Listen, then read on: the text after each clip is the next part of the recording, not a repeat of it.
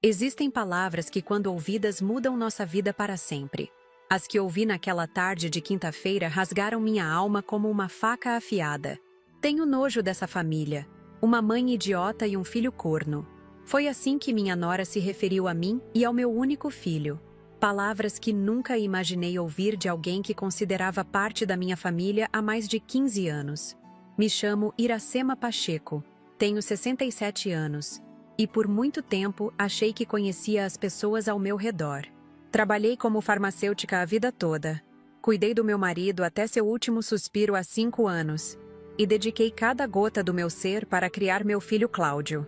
Quando ele se casou com Vitória, pensei que nossa família estaria completa. Que engano terrível o meu. Tudo começou em um dia aparentemente comum. O céu de Santos estava limpo, com aquele azul que só o litoral paulista consegue ter. Eu havia preparado um almoço especial para mim mesma. Uma moqueca caprichada que sempre foi minha especialidade. Enquanto saboreava minha refeição, percebi que faltava pão para a tarde. Decidi ir até a padaria Aroma do Trigo, que fica a 2 quadras do condomínio Recanto das Flores, onde moro. Arrumei-me com calma, coloquei meu vestido azul florido, penteei meus cabelos grisalhos e peguei minha bolsa. Foi quando notei que havia esquecido de tomar o remédio para a pressão. Voltei ao quarto, tomei o medicamento e, ao sair novamente, percebi que minha carteira não estava na bolsa. Devo ter deixado na cômoda, pensei comigo mesma.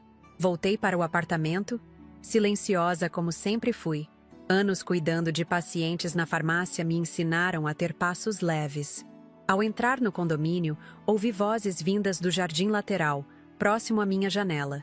Reconheci imediatamente a voz de Vitória, minha nora, conversando com Márcia, nossa vizinha do 2B.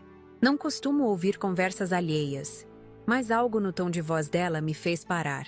Já estou cansada dessa situação, Márcia. Tenho nojo dessa família, uma mãe idiota e um filho corno. Não aguento mais fingir que está tudo bem, que sou feliz nesse casamento. O Cláudio é um fraco, trabalha que nem um condenado naquela construtora. E nem percebe o que acontece debaixo do nariz dele.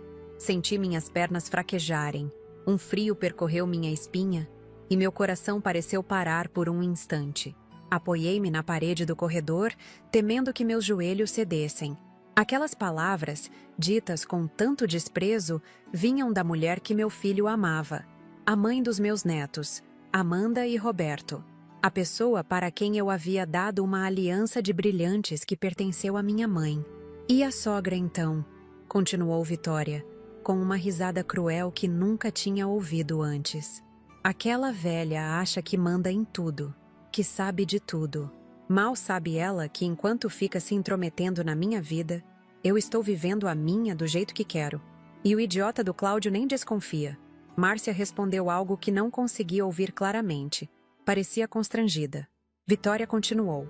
Não se preocupe, já tenho tudo planejado. Logo vou dar um jeito nessa situação. Só preciso de mais um pouco de tempo. Naquele momento, algo dentro de mim mudou para sempre. A Iracema doce, paciente e confiante deu lugar a uma mulher determinada a proteger sua família. Voltei para meu apartamento sem fazer barulho, esquecendo completamente da carteira e do pão. Sentei-me na poltrona da sala, aquela que meu marido tanto gostava, e fiquei olhando para o retrato de família na parede. Eu, meu filho, Vitória e meus 2 netos, todos sorrindo em frente à praia do Gonzaga. A foto tinha sido tirada há apenas 6 meses, durante o aniversário de 42 anos do Cláudio. Como era possível que por trás daquele sorriso existisse tanto desprezo? O que mais Vitória escondia? E o que ela quis dizer com dar um jeito nessa situação? Minha mente, normalmente tão calma, transformou-se num turbilhão de pensamentos. Lembrei-me de pequenos detalhes que antes pareciam insignificantes. Ligações que Vitória atendia e logo desligava quando alguém entrava na sala. As saídas frequentes à noite para reuniões de trabalho. O comportamento cada vez mais distante com Cláudio. O interesse repentino nas finanças da construtora dele. Fiquei ali, imóvel, por horas. Vi o sol se pôr através da janela do meu apartamento no 3º andar. Não atendi quando o telefone tocou. Não conseguia pensar em mais nada além daquelas palavras cruéis e do que elas significavam. Meu filho, meu Cláudio, estava sendo enganado. E eu também. A noite chegou, e com ela a certeza de que não poderia simplesmente confrontar Vitória. Se ela estava tramando algo, um confronto direto só a faria mais cautelosa. Não, eu precisava ser mais esperta. Precisava descobrir exatamente o que estava acontecendo antes de agir. Durante anos, observei a vida dos outros através do balcão da farmácia. Aconselhei, ouvi segredos, aprendi a ler as pessoas. Agora, usaria essa experiência para proteger minha família. Naquela noite, não consegui dormir. Fiquei revirando na cama, pensando em como proceder. Pela manhã, tomei minha decisão. Iria investigar Vitória. Descobriria quem realmente era aquela mulher que entrou na nossa família 15 anos atrás e o que ela estava planejando. Nunca fui de tomar atitudes impulsivas. Sempre pensei muito antes de agir. Mas agora, com 67 anos, viúva e aposentada, eu tinha tempo, determinação e, acima de tudo, o amor incondicional de uma mãe disposta a tudo para proteger seu filho.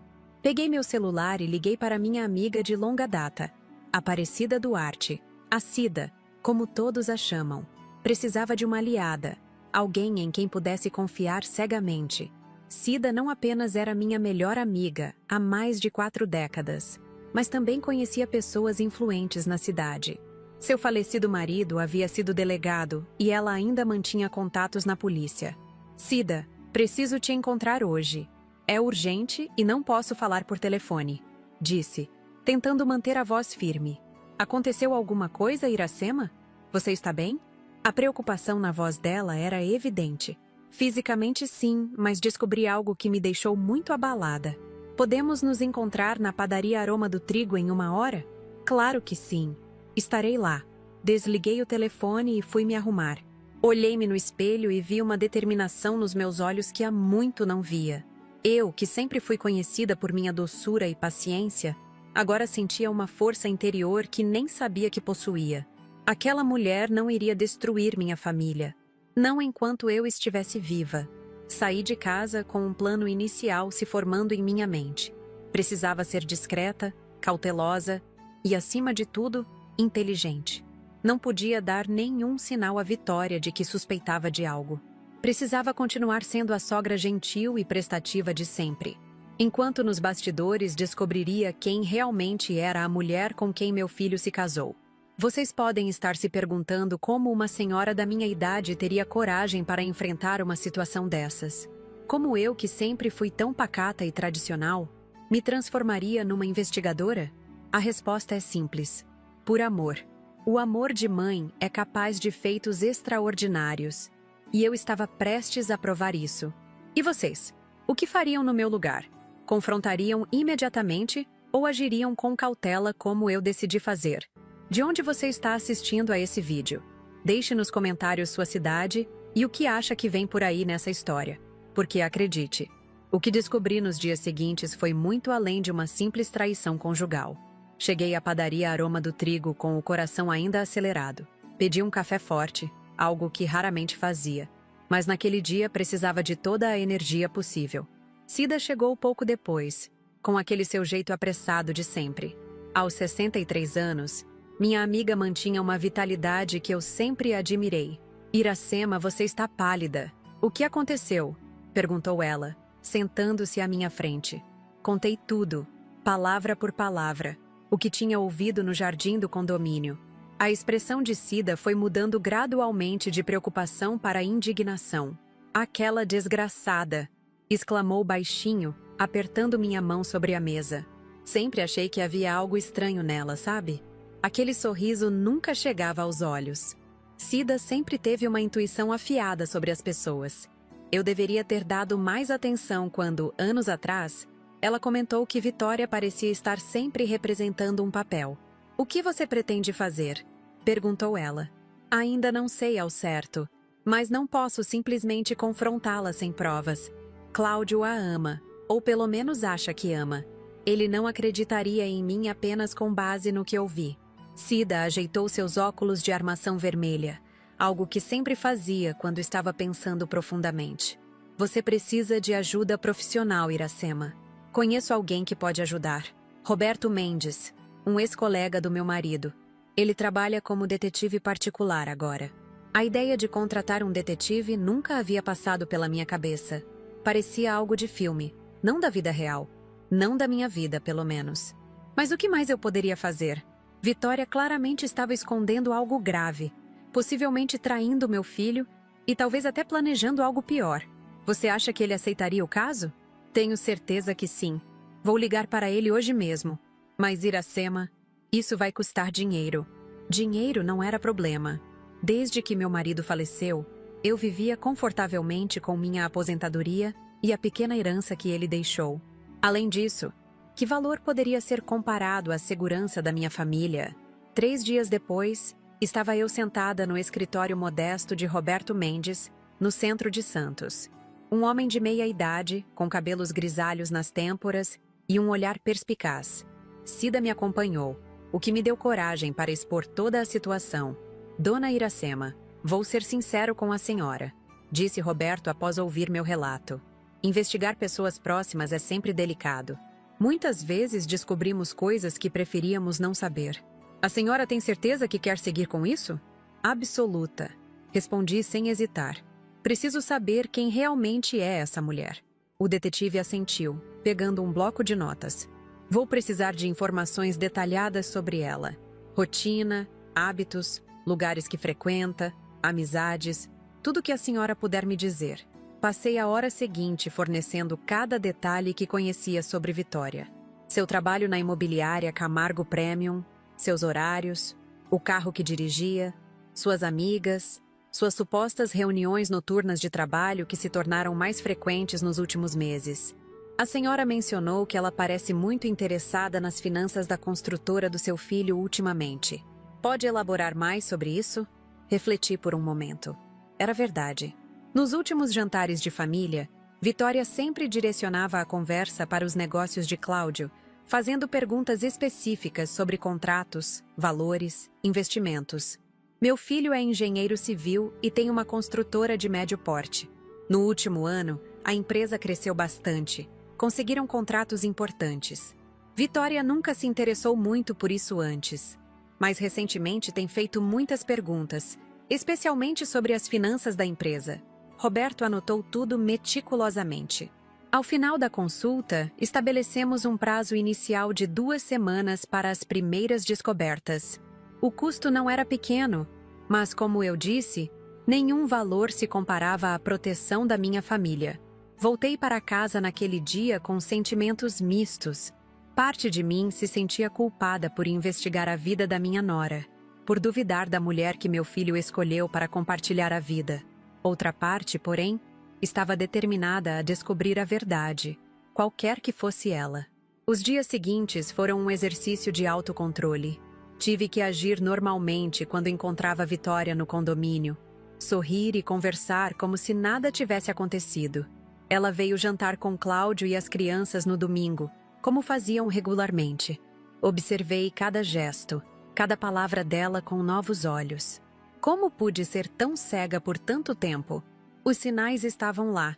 O modo como ela verificava o celular constantemente, como suas histórias sobre o trabalho tinham pequenas inconsistências, como seu sorriso raramente parecia genuíno. 1 semana após contratar Roberto, recebi a primeira ligação dele. Dona Iracema, tenho algumas informações preliminares. Prefiro não discutir por telefone. Podemos nos encontrar amanhã?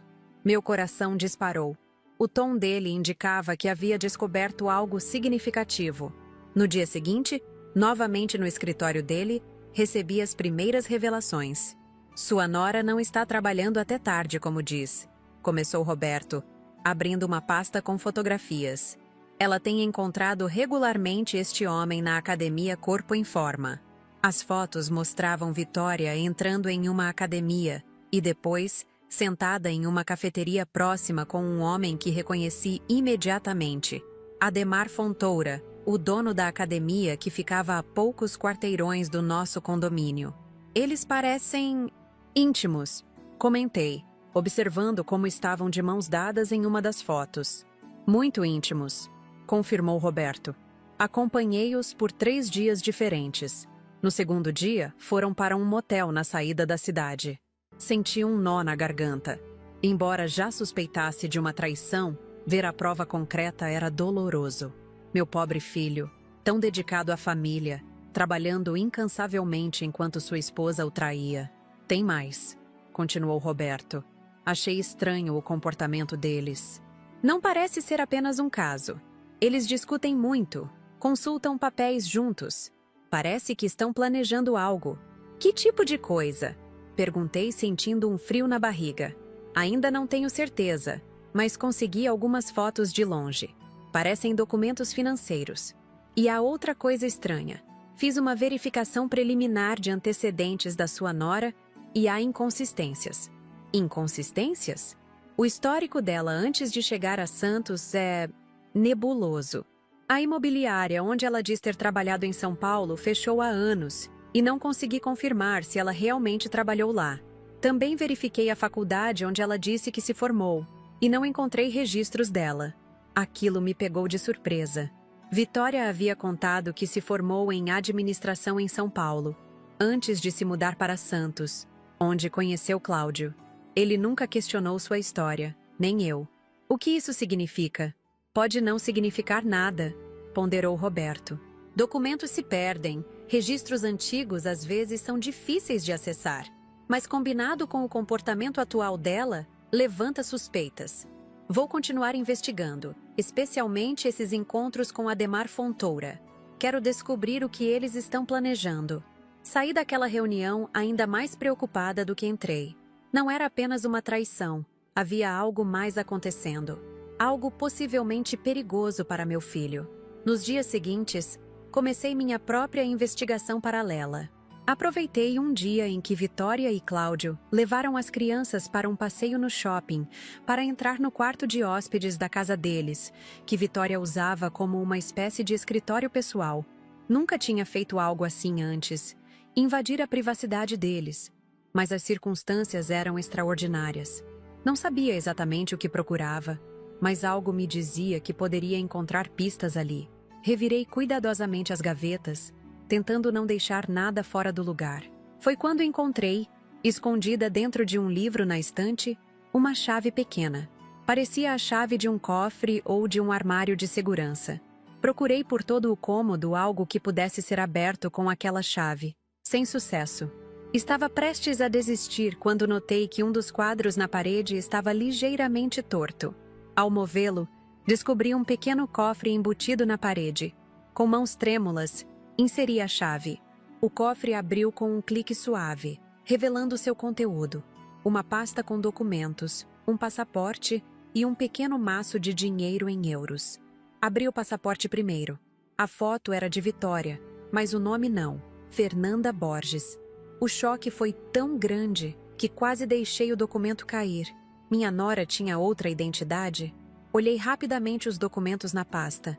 Certidões, registros, todos em nome de Fernanda Borges, mas com a foto de Vitória. Ouvi um barulho vindo da entrada da casa. Eles tinham voltado. Rapidamente coloquei tudo de volta no cofre, fechei-o, reposicionei o quadro e saí do quarto, descendo as escadas a tempo de encontrá-los entrando pela porta da frente. "Mamãe, não sabia que você estava aqui", disse Cláudio surpreso. "Eu vim pegar aquela receita de bolo que prometi para a Vitória", improvisei, sentindo o coração bater forte no peito. Mas não consegui encontrar. Deixei na cozinha da outra vez? Vitória me olhou de um jeito estranho, como se tentasse ler meus pensamentos. Será que ela percebeu algo? "Deve estar na gaveta da cozinha, onde guardo todas as receitas", respondeu ela, com aquele sorriso que agora eu sabia ser falso. "Vamos procurar juntas." Passei os minutos seguintes fingindo procurar uma receita que nunca existiu, enquanto minha mente fervilhava com o que acabara de descobrir. Quem era realmente a mulher com quem meu filho se casou? Por que ela tinha documentos com outro nome? O que mais ela escondia? Na manhã seguinte, liguei para Roberto assim que acordei. "Preciso vê-lo urgentemente. Descobri algo importante." Encontramo-nos 2 horas depois, e contei sobre minha descoberta no quarto de hóspedes. "A senhora não deveria ter feito isso sozinha."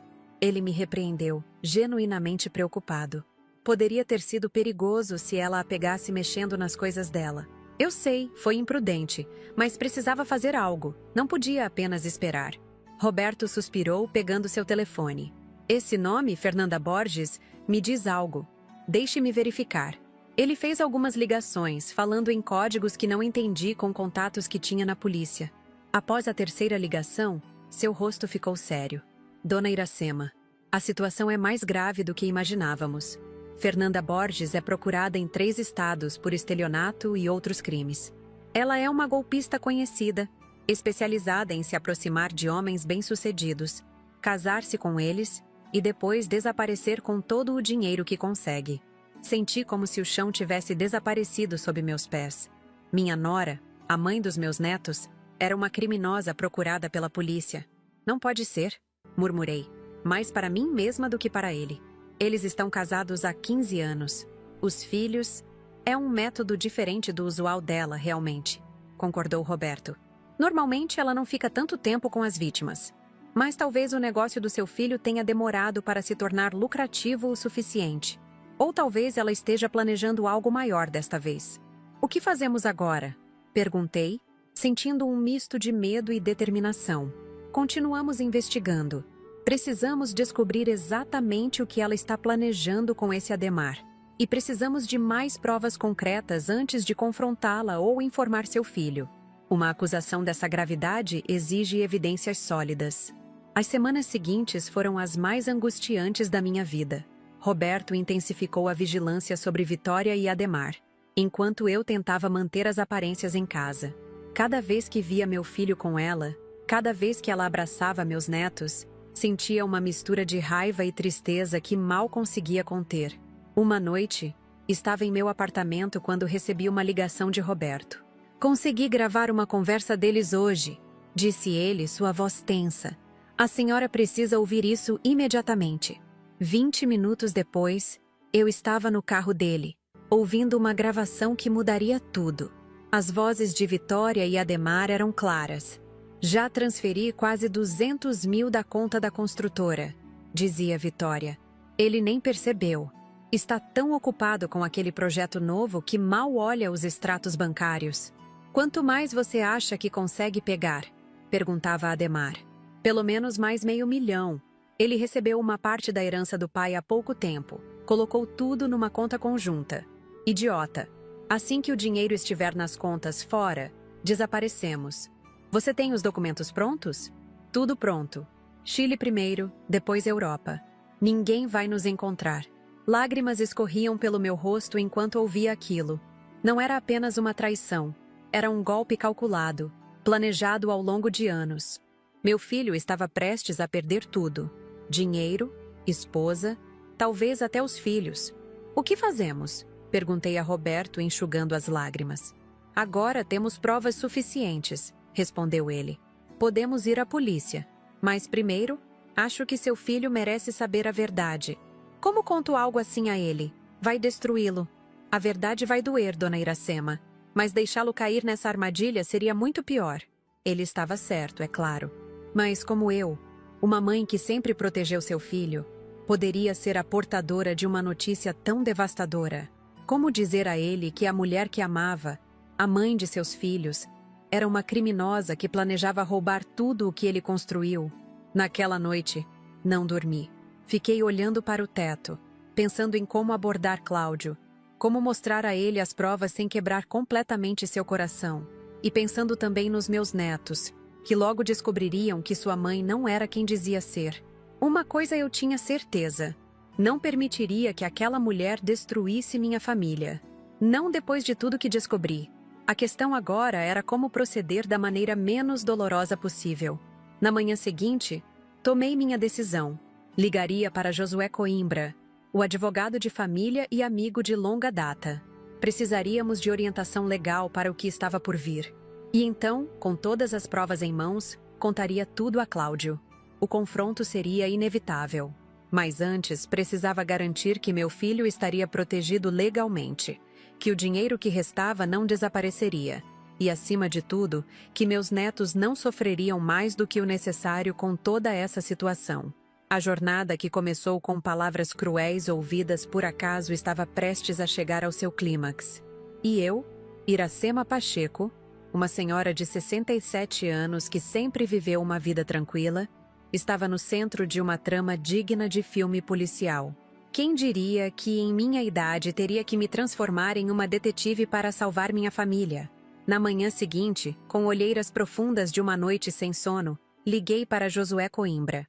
Sua secretária inicialmente disse que ele só teria horário na semana seguinte, mas quando mencionei meu nome e que era uma emergência familiar, consegui uma consulta para aquela mesma tarde.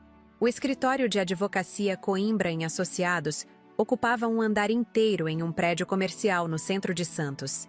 Josué havia sido amigo do meu falecido marido e cuidou de todos os nossos assuntos legais por décadas. Se havia alguém em quem eu poderia confiar naquele momento, era ele. Iracema, quanto tempo? Disse ele, levantando-se para me cumprimentar quando entrei em sua sala. Aos 55 anos, Josué mantinha uma aparência elegante, com cabelos grisalhos bem aparados e olhos atentos por trás dos óculos de armação fina. Sua voz parecia preocupada ao telefone. O que aconteceu? Sentei-me na cadeira de couro em frente à sua mesa e coloquei sobre ela a pasta que Roberto havia me entregue com todas as evidências coletadas até então. Josué, o que vou te contar precisa ficar entre nós por enquanto. Ele assentiu, seu semblante tornando-se sério ao perceber a gravidade na minha voz. Durante a hora seguinte, narrei toda a história. As palavras que ouvi no jardim, a investigação com Roberto, os documentos falsos, a gravação da conversa entre Vitória, ou melhor, Fernanda, e Ademar. Josué ouviu tudo em silêncio, ocasionalmente fazendo anotações, seu rosto expressando cada vez mais preocupação. Isso é extremamente grave, Iracema, disse ele finalmente, após examinar os documentos e ouvir um trecho da gravação em seu computador. Estamos falando de múltiplos crimes. Falsidade ideológica, estelionato, formação de quadrilha, lavagem de dinheiro. O que podemos fazer? Josué tirou os óculos e esfregou os olhos. Um gesto que reconheci de nossos tempos difíceis quando ele nos ajudou com o inventário do meu marido. Legalmente, temos opções. Posso preparar medidas cautelares para bloquear as contas conjuntas, evitando mais transferências.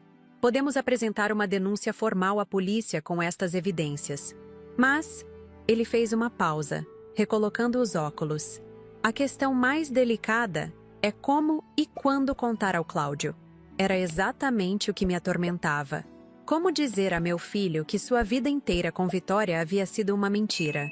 Se agirmos legalmente antes de falar com ele, corre-se o risco de Vitória ser abordada pela polícia antes que ele saiba de tudo. Isso seria devastador. Por outro lado, se contarmos a ele primeiro, ele pode confrontá-la prematuramente, o que poderia alertá-la e fazê-la fugir com o que já conseguiu. Josué estava certo. Qualquer movimento precisava ser cuidadosamente calculado. Há também a questão das crianças, continuei. Amanda tem 16 anos, está em uma idade tão delicada, e Roberto, com apenas 12, adora a mãe. Como protegê-los disso tudo? Vamos por partes, disse Josué, assumindo o tom profissional que sempre me tranquilizava. Primeiro, preciso de autorização formal sua e de Cláudio para agir. Isso significa que, de qualquer forma, ele precisa saber logo. Sugiro organizarmos uma reunião controlada, talvez aqui mesmo no escritório, onde possamos mostrar as evidências a ele com o apoio adequado. Assenti, embora meu coração pesasse como chumbo. Quanto às crianças, precisamos de um plano para minimizar o trauma. Talvez uma conversa com um psicólogo antes de qualquer ação legal. Tenho contatos com profissionais especializados em traumas familiares. Passamos as horas seguintes elaborando um plano de ação meticuloso. Josué entrou em contato com um amigo delegado de confiança para discutir o caso hipoteticamente, sem revelar nomes. Roberto foi chamado ao escritório para fornecer mais detalhes sobre a investigação.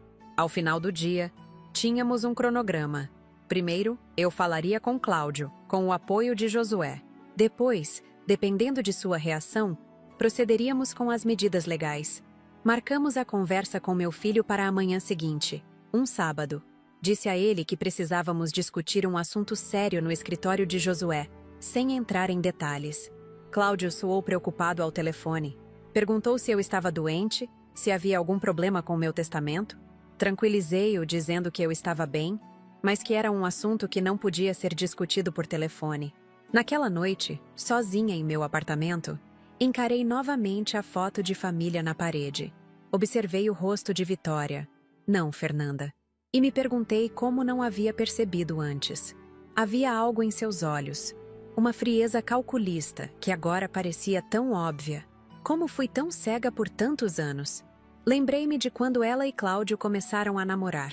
Ele a conheceu em um evento da construtora, onde ela apareceu como corretora de imóveis interessada em parcerias. Foi um namoro rápido, menos de 6 meses até o casamento. Na época, achei romântico. Agora, via que foi parte do plano. Ela engravidou de Amanda logo após o casamento, o que certamente solidificou a relação e diminuiu qualquer suspeita. As dúvidas me assolaram durante a madrugada. E se estivéssemos enganados? E se houvesse uma explicação para tudo isso? Mas a gravação não deixava dúvidas. Ela planejava fugir com o dinheiro de meu filho, abandonando-o e possivelmente levando as crianças. Pela manhã, vesti-me com cuidado, optando por um conjunto discreto azul marinho. Queria parecer forte, confiante, quando na verdade me sentia despedaçada por dentro. No caminho para o escritório de Josué, liguei para Cida, precisando do apoio da minha amiga. "Estou indo falar com Cláudio agora", disse. Minha voz trêmula, apesar das tentativas de parecer firme. "Força, Iracema. Estarei pensando em você o tempo todo. Me ligue assim que puder, não importa a hora." A gentileza em sua voz quase me fez desabar ali mesmo no táxi, mas respirei fundo e me recompus. Meu filho precisaria de mim inteira, forte. Cláudio já estava no escritório quando cheguei. Ele se levantou imediatamente, vindo ao meu encontro com um abraço apertado. "Mãe, o que está acontecendo? Você me deixou preocupado." Ele parecia tão jovem naquele momento, apesar dos seus 42 anos e da posição de sucesso que ocupava. Vi nele o mesmo menino que corria para meus braços quando se machucava no playground, confiando que eu pudesse curar qualquer ferida. Mas a ferida que eu estava prestes a abrir, essa eu não sabia se algum dia cicatrizaria completamente. "Vamos sentar, filho. Josué vai se juntar a nós em um momento." Sentamos lado a lado em um pequeno sofá no canto da sala de reuniões. Peguei suas mãos nas minhas, olhando diretamente em seus olhos. "Cláudio, o que vou te contar vai ser difícil de ouvir. Peço que me escute até o final sem interromper. Depois vamos te mostrar todas as provas do que estou dizendo." Seu rosto empalideceu. "Provas? Mãe, do que você está falando?" Respirei fundo e comecei pelo começo. O que ouvi no jardim, minhas suspeitas, a contratação de Roberto, as descobertas sobre a verdadeira identidade de Vitória. A cada palavra, via a incredulidade nos olhos de meu filho transformar-se lentamente em choque, depois em dor, e finalmente em uma raiva contida que nunca havia visto nele. "Isso não pode ser verdade", disse ele quando terminei, sua voz um sussurro rouco. "Temos 2 filhos juntos, 15 anos de casamento." "Eu sei, filho. Por isso investigamos tão a fundo. Não queríamos acreditar também." Josué entrou na sala nesse momento, carregando a pasta com as evidências e seu laptop. Durante a hora seguinte, apresentamos a Cláudio tudo o que tínhamos. As fotos de Vitória com Ademar, os documentos falsos em nome de Fernanda Borges, os boletins de ocorrência de outros estados, os registros de transferências bancárias suspeitas e, por fim, a gravação. Foi a gravação que finalmente quebrou sua resistência.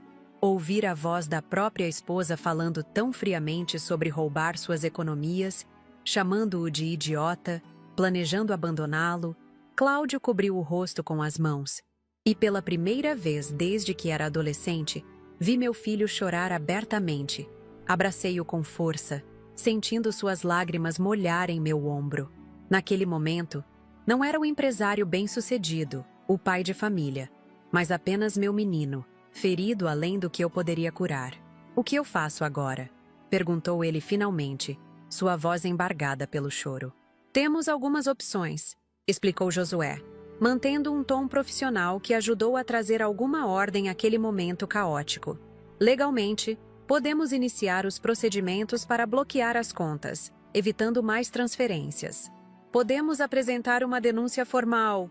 E os meus filhos? Interrompeu Cláudio. O que acontece com Amanda e Roberto? Era a pergunta que mais me atormentava também. Como proteger meus netos do trauma de descobrir que sua mãe era uma criminosa? Vamos trabalhar para garantir sua guarda, assegurou Josué.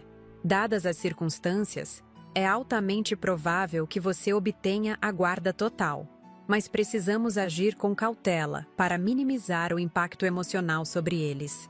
Cláudio assentiu, enxugando as lágrimas com um lenço que lhe ofereci. Vi uma determinação crescer em seus olhos, substituindo gradualmente a dor inicial. Quero fazer isso direito, disse ele, por mim e pelos meus filhos.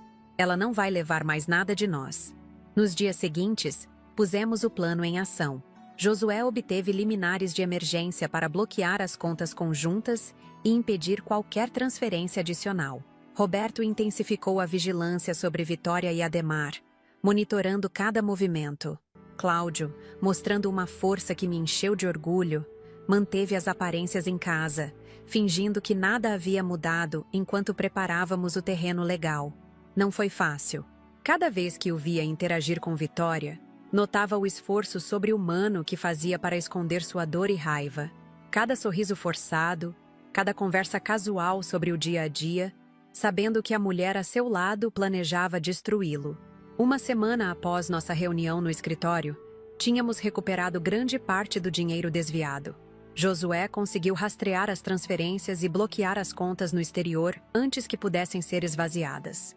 A polícia, agora formalmente envolvida através do delegado amigo de Josué, estava pronta para agir. Decidimos que o confronto aconteceria em um ambiente controlado. Josué sugeriu um jantar no restaurante Sabor Caseiro, um lugar público mais discreto, onde oficiais à paisana poderiam estar posicionados estrategicamente. As crianças ficariam com Cida naquela noite, com a desculpa de um programa especial só para eles. A noite do confronto chegou mais rápido do que esperávamos. Vestida com simplicidade, mas sentindo o peso do mundo nos ombros, entrei no restaurante onde já estavam Cláudio, Vitória, Josué e sua esposa, que fora incluída para dar maior naturalidade ao encontro. Que surpresa agradável, disse Vitória ao me ver, com aquele sorriso falso que agora me causava repulsa. Cláudio não mencionou que você viria. Achei que seria bom nos reunirmos. Respondi, sentando-me à mesa. Faz tempo que não temos um jantar de adultos, sem as crianças. O início da noite transcorreu com uma tensão disfarçada por conversas triviais. Falamos sobre o tempo, sobre a escola das crianças, sobre notícias locais. Vitória parecia completamente à vontade, sem suspeitar que seu mundo estava prestes a desmoronar.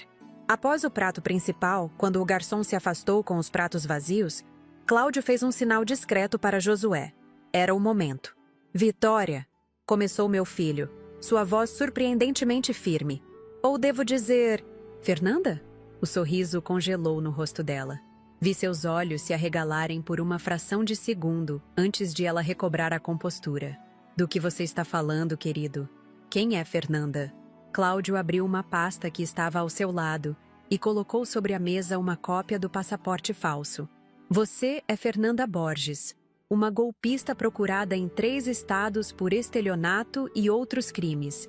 E estamos aqui esta noite para dizer que seu jogo acabou. A transformação no rosto dela foi assustadora. O sorriso doce deu lugar a uma expressão dura, quase irreconhecível. Seus olhos, antes aparentemente calorosos, tornaram-se frios como gelo. Não sei do que você está falando, disse ela, tentando manter o controle, mas sua voz tremia ligeiramente. Sabemos de tudo, intervim, não conseguindo mais me conter. Sobre Ademar, sobre o dinheiro que você desviou, sobre seus planos de fugir para o Chile. Temos provas, Vitória. Ou Fernanda, ou qualquer que seja seu verdadeiro nome. Ela olhou ao redor, como um animal encurralado procurando uma rota de fuga. Foi quando notou os homens discretamente posicionados perto da saída. Seu rosto empalideceu ainda mais. Os policiais estão aqui a pedido nosso, explicou Josué em tom profissional. Você tem duas opções: vir conosco pacificamente para a delegacia ou ser detida à força. De qualquer forma, acabou. Por um momento, pensei que ela fosse desabar, confessar, talvez até mostrar algum remorso. Mas o que aconteceu foi algo completamente diferente e inesperado. Vitória jogou a cabeça para trás e riu. Uma risada alta, quase histérica, que fez vários clientes do restaurante se voltarem para nossa mesa. Vocês acham mesmo que acabou? Disse ela, agora sem qualquer pretensão de ser a doce esposa e nora. Que patéticos! Especialmente você, Iracema, com seu ar de santidade. Sempre soube que era você quem eu deveria neutralizar primeiro. O resto seria fácil. Suas palavras eram veneno puro, mas mantive-me firme. Não daria a ela o prazer de me ver abalada. Os policiais estão se aproximando, advertiu Josué. Sugiro que não piore sua situação. Minha situação? Ela riu novamente. Vocês não têm ideia do que estão fazendo. Esse otário, apontou para Cláudio, nunca significou nada para mim. 15 anos aturando sua mediocridade, sua família idiota, tudo pelo dinheiro. E teria conseguido se não fosse por você, velha intrometida. Cada palavra era uma punhalada. Especialmente para Cláudio, que parecia estar revivendo cada momento do casamento sob uma nova e terrível luz. E as crianças? Perguntou ele, sua voz quase inaudível. Amanda e Roberto também foram apenas parte do seu plano? Algo vacilou brevemente no olhar dela. Foi tão rápido que quase não percebi, mas estava lá. Um lampejo de... algo. Culpa? Remorso? Não consegui decifrar. Eles teriam vindo comigo, é claro, respondeu ela mais baixo. Não sou um monstro. Não, respondi, incapaz de me conter. Você é apenas uma criminosa que usou crianças inocentes como parte de seu disfarce. Isso é pior que monstruoso. Os policiais chegaram à nossa mesa nesse momento. Um deles, que se identificou como delegado, pediu que Vitória os acompanhasse. Para minha surpresa, ela não resistiu. Levantou-se com dignidade, como se estivesse apenas saindo para um compromisso comum. Isso não acabou, disse ela, olhando diretamente para mim. Ninguém me prende por muito tempo. Observamos em silêncio enquanto ela era escoltada para fora do restaurante. Apenas quando a porta se fechou atrás deles é que Cláudio desabou, apoiando a cabeça nas mãos. 15 anos, murmurou ele. 15 anos da minha vida. Uma mentira. Toquei seu ombro gentilmente. Não tudo, filho. Amanda e Roberto são reais. O amor deles por você é real. E isso ninguém pode tirar de você. Naquela noite, enquanto o mundo que conhecíamos desmoronava ao nosso redor, agarramo-nos a essa única certeza. Independentemente das mentiras de Vitória, o amor que unia nossa família, o verdadeiro núcleo dela, permanecia intacto. Era pouco diante do que havíamos perdido, mas era um começo para a reconstrução que teríamos pela frente. No dia seguinte, a notícia estava em todos os jornais locais. Golpista dos corações é presa em Santos. A história rapidamente ganhou proporção nacional, com reportagens destacando o modus operandi de Fernanda Borges e como ela havia enganado meu filho por 15 anos. Alguns jornais me mencionavam como a sogra detetive que havia desmascarado o esquema. Uma exposição que eu jamais teria desejado, mas que agora era inevitável. A parte mais difícil ainda estava por vir: contar a verdade às crianças. Como explicar a Amanda e Roberto que a mãe que conheciam não existia realmente? Que seu amor por eles, que esperávamos genuíno, estava entrelaçado com uma teia de mentiras e crimes? Contratamos uma psicóloga infantil, como Josué havia sugerido, para nos orientar nessa conversa impossível. A dor nos olhos dos meus netos quando souberam da verdade é algo que jamais esquecerei. Uma ferida que o tempo pode amenizar, mas que sempre deixará cicatrizes. E assim, aos 67 anos, quando deveria estar aproveitando uma aposentadoria tranquila, vi-me no centro de um escândalo nacional, ajudando meu filho a reconstruir sua vida e a cuidar de 2 adolescentes traumatizados. Mas não me arrependo de nada. Se não tivesse voltado para casa naquele dia e ouvido aquelas palavras cruéis, quem sabe o que teria acontecido? Meu filho poderia ter perdido tudo: dinheiro, dignidade e talvez até mesmo o contato com seus filhos. Às vezes, as piores descobertas nos levam aos atos mais necessários. E como aprendi em minha longa vida, o amor de mãe não conhece limites, nem mesmo os da lei, quando se trata de proteger aqueles que amamos. As semanas que se seguiram à prisão de Vitória, ou Fernanda, como agora a chamávamos, foram um verdadeiro turbilhão. O impacto nas nossas vidas foi como um furacão que destrói tudo em seu caminho, deixando apenas escombros para reconstruir. Meu filho Cláudio estava devastado, alternando entre momentos de profunda depressão e explosões de raiva. Meus netos, Amanda e Roberto, reagiram de formas completamente diferentes. Ela com revolta e silêncio, ele com perguntas incessantes que muitas vezes não sabíamos como responder. Mas não tínhamos tempo para nos afundar na dor. O processo legal contra Fernanda estava apenas começando, e precisávamos reunir todas as provas possíveis para garantir que ela não escapasse da justiça. Apesar da prisão preventiva, seus advogados já trabalhavam arduamente para libertá-la, alegando que as provas eram circunstanciais e obtidas de forma questionável. "Precisamos de mais", disse Josué em uma reunião em seu escritório, 3 dias após a prisão. "O que temos é forte, mas não podemos arriscar. Se ela conseguir um habeas corpus, pode fugir antes do julgamento." Roberto Mendes, o detetive que havia nos ajudado até ali, concordou. "Ela tem conexões que não conhecemos. Provavelmente cúmplices além de Ademar Fontoura." Ademar havia desaparecido na mesma noite da prisão de Fernanda. A polícia o procurava, mas até aquele momento não havia rastros dele. "O que mais podemos fazer?" perguntei, sentindo-me cansada, mas determinada a não desistir quando estávamos tão perto de garantir justiça. "Precisamos encontrar as outras vítimas", sugeriu Josué. Os boletins de ocorrência mencionam pelo menos 3 outros homens que foram enganados por ela em São Paulo, Minas Gerais e Paraná. "Se conseguirmos que testemunhem, fortaleceremos muito o caso." Ofereci-me imediatamente para ajudar nessa busca. Não apenas porque queria justiça, mas também porque precisava me manter ocupada. Quando parava, a culpa me consumia.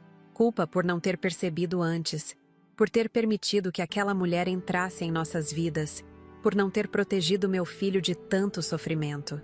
"Vou precisar de toda a ajuda possível", admitiu Roberto. "Casos antigos como esses tendem a esfriar. As pessoas mudam de endereço, de telefone. Alguns podem nem querer reviver o trauma sendo testemunhas." Assim começou minha nova missão: encontrar outras vítimas de Fernanda Borges. Cida, minha fiel amiga, juntou-se a mim nessa empreitada. Enquanto Roberto seguia pistas oficiais através de seus contatos policiais, nós duas usávamos métodos mais informais, grupos de redes sociais, antigos recortes de jornais digitalizados, contatos de amigos em outras cidades. Nossa primeira descoberta veio após 10 dias de buscas intensas. Carlos Mendanha, um empresário de Belo Horizonte que havia sido casado com Marina Teixeira, outro pseudônimo de Fernanda, por 8 meses em 2005. Ela havia desaparecido com aproximadamente R$300 mil, deixando apenas uma carta dizendo que não o amava mais. Conseguimos seu contato através de um primo de Cida que vivia em Minas. A princípio, ele se recusou a falar conosco, mas quando mencionamos que Fernanda havia sido presa, concordou em nos receber. Cláudio não podia deixar Santos naquele momento. Estava lidando com os danos à construtora e, mais importante, tentando estabilizar a situação dos filhos. Então, Cida e eu viajamos sozinhas para Belo Horizonte. Carlos nos recebeu em seu escritório. Um homem de cerca de 50 anos, com olhos cansados que pareciam ter visto demais. Quando mostrei a foto de Fernanda Vitória, ele empalideceu. "É ela", confirmou, sua voz quase um sussurro. "Mais velha, claro, e o cabelo está diferente. Mas esses olhos, nunca esqueceria." Ele contou sua história com detalhes dolorosos. Como a conheceu em um evento de negócios, como ela se mostrou interessada em sua empresa de software, como o romance foi rápido e intenso. "Achei que tinha encontrado o amor da minha vida", confessou, com um sorriso amargo. "Estúpido, não? Um homem de 40 anos agindo como adolescente." "Não se culpe", respondi. colocando minha mão sobre a dele. Ela enganou meu filho por 15 anos. É especialista em manipulação. Carlos levantou os olhos surpreso. 15 anos? Esse não é o método dela. Ou pelo menos não era. Acreditamos que o negócio do meu filho demorou para se tornar lucrativo o suficiente. Expliquei. Ela esperou pacientemente, construindo uma vida falsa, até o momento certo para dar o golpe final. Ele sacudiu a cabeça, incrédulo. E filhos? Vocês mencionaram 2. Amanda de 16 e Roberto de 12. Meu Deus, murmurou ele. Usar crianças como parte do golpe, isso é outro nível. Carlos concordou em testemunhar. Mais do que isso, ofereceu-se para contatar outro homem que sabia ter sido vítima dela em São Paulo. Augusto Mercadante, um importador que havia perdido quase R$500 mil para Cristina Lima, outro dos pseudônimos de Fernanda. Augusto foi mais difícil de convencer. Quando finalmente concordou em se encontrar conosco em um café discreto em São Paulo, parecia nervoso e desconfiado. Já superei isso, foram suas primeiras palavras. Custou-me meu casamento, minha empresa quase faliu, passei por depressão, mas reconstruí minha vida. Por que deveria reviver tudo isso? Porque ela continua fazendo vítimas, respondeu Cida, com uma franqueza que só ela conseguia ter. E continuará, a menos que a detenhamos de vez. Mostrei fotos de meus netos, Amanda e Roberto. Essas crianças perderam a mãe deles, não porque ela morreu, mas porque descobriram que ela nunca existiu realmente. A mulher que os criou era uma farsa, uma criminosa planejando abandoná-los. Isso pareceu tocá-lo. Augusto tinha filhos também, entendi depois. 3 meninas já adultas. Deus, murmurou ele. Nunca pensei que ela chegaria a esse ponto. Quando me roubou, pelo menos não havia crianças envolvidas. Ele concordou em testemunhar, embora relutantemente. Mais importante, forneceu informações cruciais sobre como Fernanda havia transferido o dinheiro dele para contas no exterior. Informações que poderiam ajudar a rastrear seus ativos escondidos. Nossa busca continuou. Com cada nova vítima localizada, mais detalhes sobre o modus operandi de Fernanda vinham à tona. Descobrimos um padrão em seus golpes. Uma escalada. Começava pequeno, com homens solteiros e sem filhos, roubos rápidos. Conforme ganhava confiança, seus golpes se tornavam mais elaborados, os relacionamentos mais longos, as quantias maiores. Meu filho foi o ápice, comentei com Roberto Mendes quando nos reunimos para compilar as evidências. 15 anos, 2 filhos e provavelmente o maior valor que ela já tentou roubar. E provavelmente seria seu último golpe, concordou ele. Com o dinheiro da construtora e a herança, ela teria o suficiente para desaparecer definitivamente. Uma descoberta particularmente perturbadora veio através de Paulo Vieira, sua 4ª vítima que localizamos no Paraná. Ele possuía uma carta que Fernanda havia deixado ao fugir com seu dinheiro. Nela, em uma caligrafia cuidadosamente desenhada, ela explicava friamente que nunca o havia amado, que ele era apenas um trabalho e que já era hora de encerrar o contrato. Contrato, repeti, segurando a carta com mãos trêmulas. É assim que ela vê relacionamentos. Paulo, um homem gentil apesar de tudo que sofreu, permitiu que fotografássemos a carta como evidência. Mas o que mais me impressionou foi o que ele disse antes de nos despedirmos. Sabe o que mais me assombra? Não é o dinheiro que perdi. É perceber que durante 6 meses dividi minha cama, minha casa, minha vida com alguém que não existia. Alguém que me olhava nos olhos todas as manhãs e dizia, "Eu te amo", enquanto planejava me destruir. Suas palavras atingiram-me profundamente, pois eram exatamente os sentimentos que meu filho estava processando, multiplicados por 15 anos de mentiras. Como se recuperar de uma traição tão fundamental? Como voltar a confiar em alguém depois disso? Enquanto coletávamos essas provas, a batalha legal se intensificava. Os advogados de Fernanda, como previsto, entraram com pedidos de habeas corpus, alegando que as gravações obtidas por Roberto eram ilegais. Josué contra-argumentou que as provas adicionais, os depoimentos das outras vítimas, os documentos falsos, as transferências bancárias, eram mais que suficientes para mantê-la detida.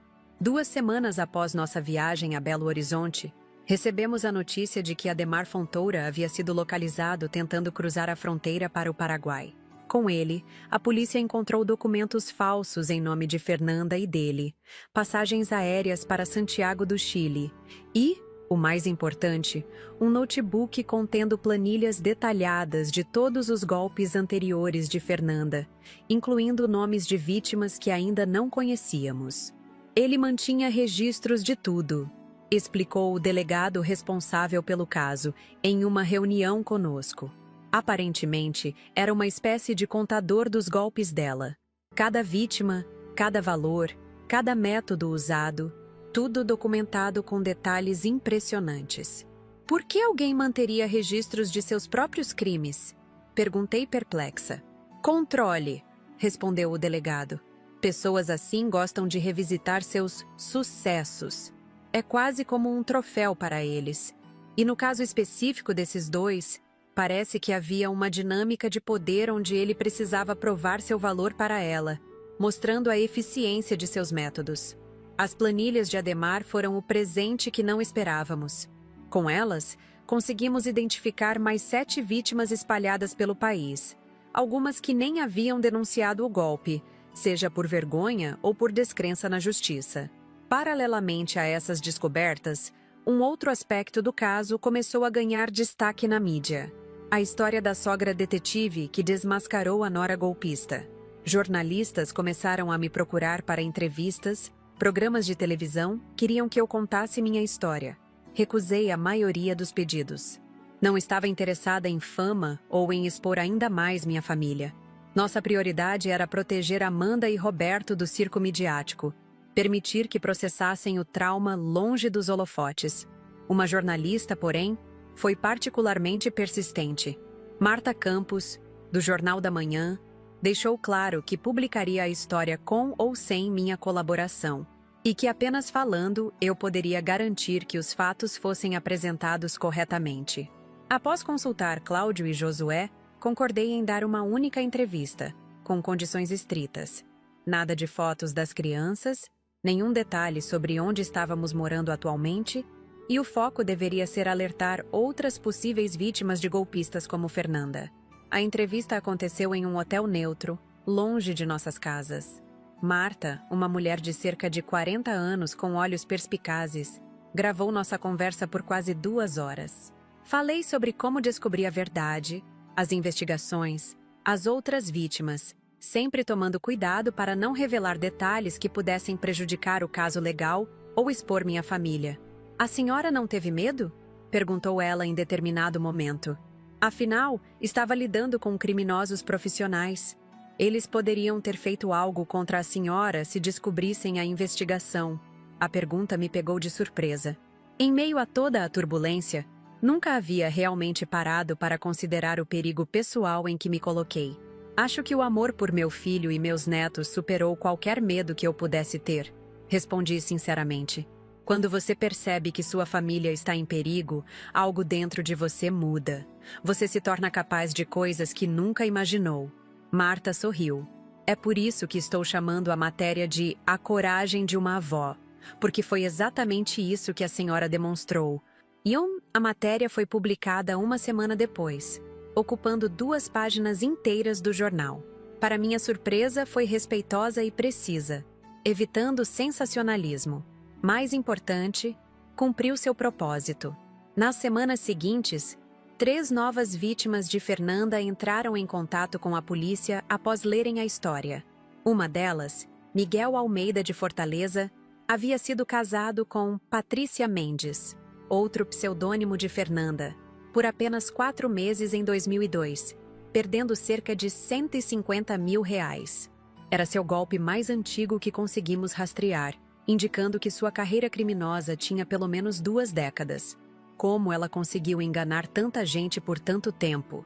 Perguntou Cláudio uma noite, enquanto revisávamos as novas evidências em meu apartamento. Amanda e Roberto já estavam dormindo no quarto de hóspedes. Haviam passado a morar temporariamente comigo enquanto Cláudio colocava a casa à venda. Nenhum deles conseguia mais viver no local cheio de lembranças falsas. Ela é excepcionalmente inteligente, respondi, embora me doesse admitir qualquer qualidade naquela mulher. E absolutamente sem escrúpulos. Uma combinação perigosa. Às vezes me pergunto se houve algum momento real, murmurou ele, olhando para uma foto dos filhos. Algum momento em que ela realmente sentiu algo genuíno por mim ou pelas crianças. Não sabia como responder. Queria confortá-lo, dizer que sim, que devia ter havido momentos reais nesses 15 anos. Mas a verdade é que não sabíamos, e talvez nunca soubéssemos, o que realmente se passava na mente de Fernanda. O julgamento foi marcado para 3 meses após sua prisão. Nesse período, continuamos reunindo provas, fortalecendo o caso. No total, identificamos 13 vítimas anteriores, 9 das quais concordaram em testemunhar. As planilhas de Ademar forneceram detalhes sobre transferências bancárias, contas no exterior, identidades falsas, um verdadeiro mapa do crime organizado que Fernanda havia construído ao longo dos anos. Uma descoberta particularmente perturbadora veio quando a polícia conseguiu acessar o e-mail pessoal de Fernanda, encontrado no computador de Ademar. Havia correspondências com um contato identificado apenas como coordenador, datadas de antes mesmo de ela conhecer Cláudio. Nelas, discutiam potenciais alvos e a melhor abordagem para cada um. Ela não estava sozinha, explicou o delegado. Fazia parte de uma organização maior, possivelmente especializada em golpes românticos de longo prazo. Então, meu filho foi... o quê? Uma missão designada a ela? Perguntei, horrorizada com a ideia. Parece que sim. Há e-mails discutindo o potencial da construtora dele, mesmo quando ainda era pequena. Eles previram o crescimento, apostaram no longo prazo. Era nauseante pensar que o sofrimento de Cláudio, o trauma de meus netos, eram apenas subprodutos de um plano frio e calculista, traçado por pessoas que os viam como meros recursos a serem explorados. Conforme o julgamento se aproximava, eu me preparava para testemunhar. Josué me ajudou, explicando o que esperar, como responder às perguntas da defesa que certamente tentariam desacreditar meu testemunho. Eles vão tentar pintar a senhora como uma sogra ciumenta, intrometida, que nunca aceitou vitória na família, advertiu ele. Vão distorcer suas ações para fazer parecer que a senhora tinha motivações pessoais para destruir o casamento do seu filho. Mas isso é absurdo. Eu adorava a Vitória. Ou quem eu pensava que ela era. Tratei-a como filha por 15 anos. Eu sei, dona Iracema. Mas a defesa dela vai tentar qualquer coisa para criar dúvida. A senhora precisa estar preparada. Nas noites antes do julgamento, ensaiei mentalmente meu testemunho inúmeras vezes. Repassei cada detalhe de como descobri a verdade, os passos da investigação, as provas que coletamos. Não permitiria que os advogados de Fernanda distorcessem a verdade ou me fizessem parecer uma vilã nessa história. Enquanto isso, Cláudio focava em reconstruir sua vida e cuidar dos filhos. Havia decidido que, após o julgamento, independentemente do resultado, venderia a casa em Santos e se mudaria com as crianças para Florianópolis, onde tinha um amigo de faculdade que o convidara para abrir uma filial da construtora. Um recomeço completo, longe das memórias dolorosas. "Você virá conosco, mãe?" perguntou ele uma noite, enquanto finalizávamos os preparativos para o julgamento. A pergunta me pegou de surpresa. Havia estado tão focada em garantir justiça que mal havia pensado no que faria depois. "Você acha que devo?" "Mais do que isso", respondeu ele, segurando minhas mãos.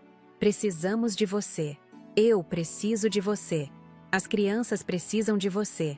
Somos uma família, e famílias devem permanecer unidas, especialmente nos momentos difíceis." Lágrimas encheram meus olhos. Em meio a toda aquela dor e caos, havia uma certeza reconfortante. O amor que nos unia, o verdadeiro amor, não a falsificação que Fernanda havia oferecido, permanecia intacto, talvez até mais forte por causa das provações que enfrentamos. "Sim", respondi finalmente. "Irei com vocês para Florianópolis. Recomeçaremos juntos." Na véspera do julgamento, olhei para as pastas repletas de evidências que havíamos coletado. Fotos, documentos, depoimentos, gravações. Tanto trabalho, tanta dor, tantas vidas afetadas por uma mulher que via pessoas apenas como meios para seus fins. Mas também havia algo poderoso ali. A prova de que a verdade, por mais dolorosa que fosse, sempre encontrava um caminho para vir à tona. E eu, uma viúva de 67 anos que nunca imaginara se tornar detetive amadora, havia sido o instrumento dessa verdade. Não por escolha, mas por necessidade. Porque, quando se trata de proteger aqueles que amamos, descobrimos forças que nem sabíamos possuir. O dia do julgamento chegou com um céu nublado sobre Santos, como se a própria natureza refletisse a gravidade do momento. Acordei antes do despertador tocar, após uma noite de sono inquieto. Sentada na beira da cama, observei pela janela os primeiros raios de sol tentando romper as nuvens cinzentas, enquanto mentalmente me preparava para o que estava por vir. Vó, está acordada? A voz suave de Amanda me tirou dos meus pensamentos. Minha neta de 16 anos estava parada à porta do meu quarto, já vestida com uma blusa azul marinho e calça preta. Roupas que havíamos escolhido juntas para o tribunal, formais sem serem severas demais. Estou sim, querida. Entre. Ela sentou-se ao meu lado na cama, seu corpo esguio tenso com a ansiedade que todos sentíamos. Estou com medo, confessou em voz baixa. E se eu não conseguir olhar para ela? E se começar a chorar na frente de todo mundo? Passei o braço ao redor de seus ombros. Amanda havia sido a mais afetada pela revelação sobre a mãe, enquanto Roberto, aos 12 anos, ainda processava tudo com a confusão própria da idade. Ela compreendia plenamente a magnitude da traição. Vai ficar tudo bem, assegurei, embora também sentisse o peso da incerteza. Você só precisa dizer a verdade. E se quiser chorar, chore. Não há vergonha nisso. Papai disse que não precisamos testemunhar se não quisermos. Ela comentou, brincando nervosamente com a barra da blusa. Disse que as provas são suficientes mesmo sem nós. E isso é verdade. Seu pai só quer protegê-los. A decisão é sua, Amanda. Ninguém vai pensar menos de você se decidir não ir. Ela ficou em silêncio por alguns instantes, seu jovem rosto marcado por uma maturidade forçada pelos eventos recentes. Quero ir, decidiu finalmente. Preciso olhar nos olhos dela uma última vez. Preciso que ela saiba que não destruiu nossa família, apesar de tudo que fez. Abracei-a com força, sentindo um orgulho imenso daquela menina que, em meio à tempestade, demonstrava uma coragem que muitos adultos não teriam. O café da manhã foi silencioso. Cláudio, já vestido com seu melhor terno, mexia na comida sem realmente comer. Roberto, em contraste, devorava suas panquecas como se nada de anormal estivesse acontecendo. Sua forma de lidar com o estresse, segundo a psicóloga infantil que o acompanhava. Todos prontos? Perguntou Cláudio quando terminamos, sua voz tentando soar firme. Assenti, ajeitando o broche de pérolas que havia prendido em meu conjunto azul escuro. Era o broche que meu falecido marido me dera em nosso 300º aniversário de casamento. Senti que precisava daquele pedacinho dele comigo hoje, como se sua força pudesse me amparar. O Fórum de Santos estava lotado quando chegamos. Jornalistas se aglomeravam na entrada, câmeras apontadas como armas. O caso havia ganhado notoriedade nacional, alimentado pela história incomum e pelo longo período de engano. 15 anos eram um recorde mesmo para golpistas profissionais. Josué nos esperava nos degraus da entrada, junto com uma equipe de seguranças contratados para garantir nossa passagem segura através da multidão de repórteres. Em segundos, fomos cercados por microfones e perguntas disparadas como rajadas. Dona Iracema, como se sente ao enfrentar sua nora hoje? Cláudio, você ainda tem sentimentos por Vitória? Amanda, Roberto, o que vocês diriam para sua mãe agora? Mantivemos silêncio, seguindo o conselho de Josué de não dar declarações. Os seguranças formaram um cordão ao nosso redor, abrindo caminho até a entrada do tribunal. Apenas quando as portas se fecharam atrás de nós, pude respirar novamente. O interior do tribunal era imponente, com seu teto alto e decoração solene. Fomos conduzidos a uma sala privativa para aguardar o início da sessão. Roberto Mendes já estava lá, revisando suas anotações, junto com o promotor do caso, Dr. Fernando Azevedo. Todos os preparativos estão em ordem, informou o promotor, um homem de meia idade com postura confiante. 13 testemunhas de acusação, incluindo 5 das vítimas anteriores que conseguiram vir. As evidências são sólidas. Estamos preparados. Cláudio assentiu, seu rosto uma máscara de determinação. E quanto à defesa? O que esperar? Eles vão tentar desacreditar as evidências, especialmente as gravações. Vão alegar que foram obtidas ilegalmente. Também tentarão retratar a ré como vítima de um mal-entendido ou de uma perseguição. Mal-entendido? Repeti incrédula. Ela usou identidades falsas, roubou dinheiro, planejava fugir do país. Eu sei, dona Iracema, disse o promotor com um suspiro. Mas a defesa fará o que for preciso. Estejam preparados para ouvir mentiras e distorções. O importante é mantermos a calma e confiarmos nas provas. Às 9h30, fomos chamados para o salão principal. O tribunal estava cheio, cada assento ocupado. Reconheci alguns rostos, amigos, vizinhos, jornalistas que haviam conseguido acesso.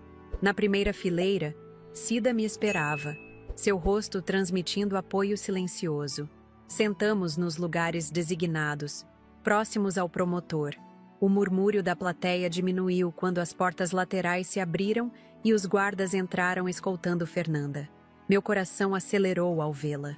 Estava vestida com simplicidade estudada. Um vestido cinza sem adornos, cabelos presos em um coque discreto, sem maquiagem. A imagem perfeita de uma mulher injustamente acusada.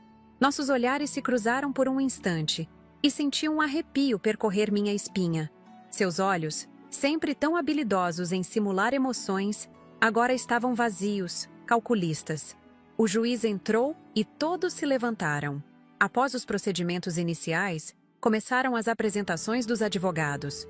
O promotor expôs o caso com clareza brutal, enumerando cada crime, cada vítima, cada mentira.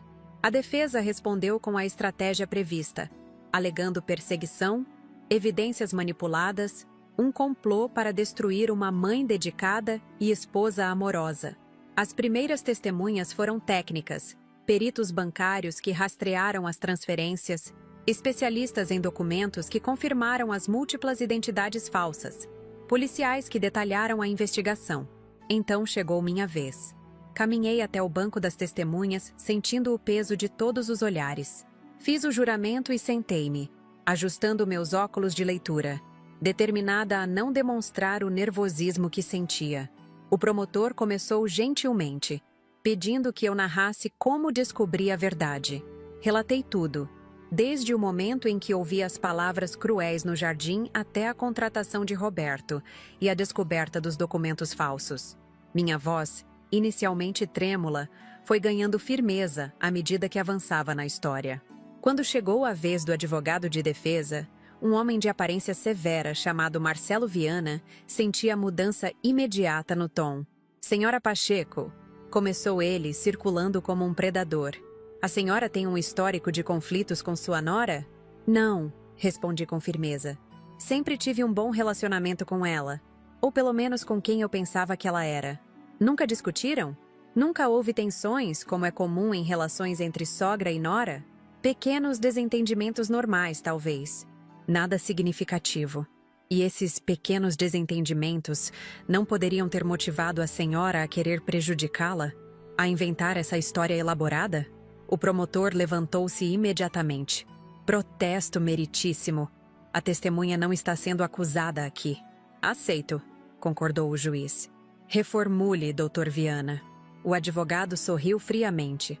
Senhora Pacheco, a senhora invadiu a casa de seu filho e nora sem permissão, correto? Senti meu rosto aquecer. Sim, entrei na casa deles quando não estavam, mas apenas porque já suspeitava que algo estava errado. A senhora violou a privacidade deles baseada em suspeitas. E essa invasão não configura um crime em si? Objection. O promotor estava de pé novamente. A testemunha não está sendo julgada aqui. Estou apenas estabelecendo a credibilidade da testemunha e a legalidade das provas, rebateu Viana. O juiz ponderou por um momento. Vou permitir a linha de questionamento, mas cuidado com o tom, Dr. Viana. Por quase 1 hora, o advogado tentou me desestabilizar, distorcer minhas palavras, plantar dúvidas sobre minhas motivações. Mantive-me firme, respondendo com calma e precisão, sem cair nas armadilhas verbais que ele preparava. Uma última pergunta, senhora Pacheco, disse ele finalmente. A senhora tem alguma prova concreta, além de suposições e evidências obtidas ilegalmente, de que minha cliente planejava abandonar a família e fugir com dinheiro? Olhei diretamente para Fernanda antes de responder. Ela sustentou meu olhar com um sorriso quase imperceptível nos lábios. Além das gravações onde ela mesma diz isso, das contas bancárias no exterior, dos documentos falsos, das passagens compradas para o Chile e dos testemunhos de 13 outras vítimas que sofreram exatamente o mesmo golpe? Não tenho outras provas. Um murmúrio de aprovação percorreu a plateia, rapidamente silenciado pelo juiz. O advogado, visivelmente contrariado, encerrou seu interrogatório. As testemunhas seguintes incluíram as outras vítimas de Fernanda, cada uma contando histórias dolorosamente semelhantes. Carlos Mendanha, Augusto Mercadante, Miguel Almeida, homens de diferentes idades e origens, unidos pelo mesmo trauma. Cada depoimento era uma nova pedra no muro de evidências contra ela. O momento mais tenso veio quando Cláudio subiu ao banco das testemunhas. Meu filho manteve-se composto enquanto descrevia os 15 anos de casamento que agora via como uma elaborada farsa. Sua voz falhou apenas uma vez, quando mencionou como Fernanda havia usado os filhos como parte de seu disfarce. Ela alguma vez demonstrou afeto genuíno pelas crianças? Perguntou o promotor. Cláudio hesitou. Honestamente, não sei mais o que era genuíno e o que era atuação. Havia momentos em que eu juraria que ela os amava de verdade. Mas agora, como posso confiar em qualquer lembrança? Durante o interrogatório da defesa, Viana tentou pintar Cláudio como um marido ausente, sugerindo que seus problemas conjugais eram resultado de sua dedicação excessiva ao trabalho, não de um golpe elaborado. Seu casamento já estava em crise antes dessas alegações, não estava? Pressionou o advogado. Não do meu ponto de vista, respondeu Cláudio com calma. Eu acreditava que tínhamos um bom casamento, apesar das dificuldades normais. Agora entendo que essa normalidade era apenas mais uma camada da mentira. A defesa chamou suas próprias testemunhas, colegas da imobiliária onde Vitória Fernanda trabalhava, que atestaram seu profissionalismo. Uma vizinha que falou sobre como ela parecia ser uma mãe dedicada. Até mesmo um psicólogo que nunca a havia examinado, mas ofereceu teorias sobre como ela poderia estar sofrendo de amnésia dissociativa, que explicaria as identidades múltiplas. Era uma defesa frágil diante das evidências esmagadoras, mas Viana era habilidoso em criar dúvidas, em sugerir explicações alternativas, por mais improváveis que fossem. Finalmente, chegou o momento que todos aguardávamos com apreensão: o testemunho de Fernanda. Ela caminhou até o banco das testemunhas com passos medidos, a imagem da dignidade ferida. Após o juramento, sentou-se com as mãos serenamente cruzadas sobre o colo. Senhora Borges, ou prefere Senhora Camargo? Começou seu advogado. Vitória Camargo é meu nome legal há 15 anos, respondeu ela, sua voz suave mas firme. É como me identifico. Poderia explicar ao tribunal, em suas próprias palavras, o que está acontecendo aqui? Ela suspirou, um gesto ensaiado de pesar. Estou sendo vítima de um terrível mal-entendido, alimentado por pessoas que, por razões que não compreendo totalmente, decidiram me destruir. Com perguntas cuidadosamente estruturadas por seu advogado, Fernanda teceu uma história elaborada. Sim, ela havia tido outros nomes, mas porque fugia de um ex-marido abusivo. Sim, havia documentos com diferentes identidades, mas eram para proteção. As transferências bancárias? Investimentos legítimos mal interpretados. A gravação com Ademar? Tirada de contexto, uma conversa sobre um projeto imobiliário conjunto que planejavam apresentar a Cláudio como surpresa. Era uma performance magistral. Se eu não conhecesse a verdade, se não tivesse visto as provas com meus próprios olhos, talvez até acreditasse nela. Quando o promotor iniciou seu interrogatório, o tom mudou drasticamente. Senhora Borges, e vou chamá-la assim porque é seu nome verdadeiro segundo os registros oficiais. A senhora pode explicar por que suas digitais correspondem às de uma mulher procurada em 3 estados por estelionato? Deve haver algum erro nos registros, respondeu ela sem hesitar. E o fato de que 13 homens diferentes a identificaram positivamente como a mulher que os enganou e roubou sob diferentes nomes? Também é um erro? Não me pareço com alguém? Identidades visuais equivocadas são comuns. 13 identificações equivocadas? Incluindo ex-maridos que viveram com a senhora por meses? A troca continuou, com o promotor apresentando cada evidência e Fernanda oferecendo explicações cada vez mais improváveis. Seu controle começou a falhar quando ele apresentou as planilhas encontradas com Ademar. A senhora nega que estas planilhas detalham cada um de seus golpes? Que listam valores exatos roubados de cada vítima? Que incluem notas sobre como manipular seus alvos? Nunca vi isso antes, insistiu ela, mas uma veia pulsava em sua têmpora. E essas anotações sobre Cláudio Pacheco? Alvo promissor a longo prazo. Construtora com potencial de crescimento. Aproximação via setor imobiliário recomendada. Amisso foi escrito antes mesmo de a senhora conhecê-lo.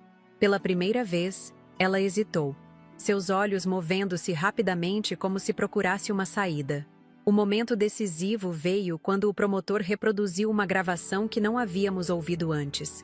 Uma conversa telefônica interceptada pela polícia entre Fernanda e uma voz masculina não identificada, 3 dias antes de sua prisão. Está tudo pronto, dizia ela na gravação. As transferências finais serão feitas amanhã. Aquele idiota não suspeita de nada. E as crianças? Perguntava a voz masculina. Houve uma pausa na gravação antes de sua resposta. Deixá-las será a única parte difícil desse trabalho. Mas não posso levá-las comigo. Seriam um peso. Um silêncio sepulcral caiu sobre o tribunal. Amanda, sentada a meu lado, soluçou baixinho. Coloquei meu braço ao redor de seus ombros, sentindo-a tremer. O rosto de Fernanda havia perdido toda a cor. Por um momento, seu olhar cruzou com o de Amanda, e vi algo que nunca esperaria ver naqueles olhos frios. Um lampejo de vergonha, talvez até de arrependimento. Essa não sou eu, disse ela finalmente. Mas sua voz não tinha mais a convicção anterior. O promotor não mostrou piedade. A análise de voz confirma que é a senhora com 99,7% de certeza. A senhora ia abandonar seus filhos, crianças que criou por 16 e 12 anos, para fugir com o dinheiro roubado do pai deles. Como a senhora se defende disso? Pela primeira vez desde que a conheci, Fernanda Borges não tinha uma resposta pronta. Seu silêncio foi mais condenatório que qualquer confissão. Os argumentos finais foram quase anticlimáticos após aquele momento. A defesa tentou reagrupar-se, alegando falhas processuais e vícios nas provas. Mas era como tentar conter o oceano com as mãos. O júri se retirou para a deliberação por volta das 17 horas. Fomos informados que poderia levar horas, talvez dias, mas para nossa surpresa, retornaram em menos de 2 horas. Quando nos reunimos novamente no tribunal para ouvir o veredito, a tensão era palpável. Cláudio segurava a mão de Amanda de um lado e a de Roberto do outro, como se quisesse protegê-los do que estava por vir, qualquer que fosse o resultado. O júri chegou a um veredicto? Perguntou o juiz. O presidente do júri, um professor universitário de meia-idade, levantou-se com um papel na mão. Sim, meritíssimo. Qual é o veredicto para as acusações de estelionato, falsidade ideológica, formação de quadrilha e lavagem de dinheiro contra a ré Fernanda Borges, também conhecida como Vitória Camargo? Culpada em todas as acusações, meritíssimo. Um murmúrio percorreu a sala. Fechei os olhos por um momento, sentindo uma onda de alívio misturada com uma estranha tristeza. Não havia vitória real aqui. Apenas o encerramento de um capítulo doloroso. Olhei para Fernanda. Ela permanecia ereta, seu rosto uma máscara impassível. Apenas seus olhos, fixos em Amanda e Roberto, revelavam alguma emoção, uma emoção que não consegui decifrar completamente. O juiz pronunciou a sentença: 22 anos de prisão, sem direito à liberdade condicional pelos primeiros 15. Uma pena severa, refletindo a gravidade e a extensão dos crimes. Quando os guardas se aproximaram para levá-la, Fernanda pediu um momento e se virou para nós. Não para Cláudio ou para mim, mas para os filhos. Amanda, Roberto, disse ela, sua voz trêmula pela primeira vez. Mas as palavras pareciam faltar. O que poderia dizer que não soasse como mais uma manipulação? Amanda levantou-se, reta e digna em seus 16 anos. Não precisa dizer nada. Já ouvimos o suficiente. Fernanda assentiu uma vez, aceitando. Quando os guardas a conduziram para fora, ela não olhou para trás. No caminho de volta para casa, um silêncio contemplativo preenchia o carro. Não era um silêncio de luto, mas de conclusão, como o silêncio após uma tempestade, quando se começa a avaliar os danos e a planejar a reconstrução. Acabou, não é? Perguntou Roberto, sua voz pequena quebrando o silêncio. Sim, filho, respondeu Cláudio, olhando pelo retrovisor. Acabou. E agora? Perguntou Amanda. Agora, respondi. Começamos de novo. Juntos. Uma semana depois, estávamos empacotando as últimas caixas. A casa havia sido vendida surpreendentemente rápido, talvez porque Cláudio a ofereceu por um preço abaixo do mercado, ansioso para deixar para trás o local de tantas memórias falsas. Nosso destino era Florianópolis, onde Cláudio já havia alugado uma casa próxima à praia, com quartos suficientes para todos nós. Seu amigo de faculdade o esperava para iniciarem a nova filial da construtora. Enquanto ajudava Amanda a empacotar seus livros, encontrei um álbum de fotos de família. Hesitei, sem saber se deveria guardá-lo ou descartá-lo. Pode colocar na caixa, vó, disse ela, notando minha hesitação. São nossas memórias também, mesmo que parte delas tenha sido baseada em mentiras. Sua maturidade me surpreendeu, como vinha acontecendo frequentemente nos últimos meses. Você tem certeza? Ela assentiu. Aprendi algo com tudo isso. Mesmo quando as pessoas nos decepcionam terrivelmente, ainda podemos escolher o que levar conosco e o que deixar para trás. Coloquei o álbum na caixa, junto com os outros pertences que faríamos a viagem para nossa nova vida. Olhando ao redor do quarto quase vazio, refleti sobre a jornada extraordinária que havia começado com palavras cruéis, ouvidas por acaso em um jardim. Nunca imaginei que aos 67 anos me tornaria uma espécie de detetive amadora, desmascarando uma golpista profissional. Nunca imaginei que minha família seria destruída e reconstruída de uma forma tão dramática. Nunca imaginei a força que descobriríamos em nós mesmos e uns nos outros. Enquanto fechava a última caixa, senti uma estranha paz. O caminho à frente não seria fácil. Havia feridas que levariam anos para cicatrizar completamente, confiança que precisaria ser reconstruída lentamente. Mas estaríamos juntos. E juntos, poderíamos enfrentar qualquer coisa. No dia seguinte, ao amanhecer, partimos para Florianópolis. Cláudio, Amanda, Roberto e eu, deixando para trás Santos e suas memórias agridoces. Pela janela do carro, observei o sol nascendo sobre o oceano, pintando o céu com tons de rosa e dourado. Um novo dia, um novo começo, uma nova chance para nossa família. Não a família que pensávamos ter, mas a família que descobrimos que realmente éramos quando tudo mais foi tirado de nós. E isso, percebi enquanto a estrada se desenrolava à nossa frente, era suficiente, mais que suficiente. Olhando para trás agora, de nossa nova casa em Florianópolis, com o barulho do mar ao fundo e o cheiro de café fresco na cozinha, ainda me surpreendo com tudo o que aconteceu em tão pouco tempo.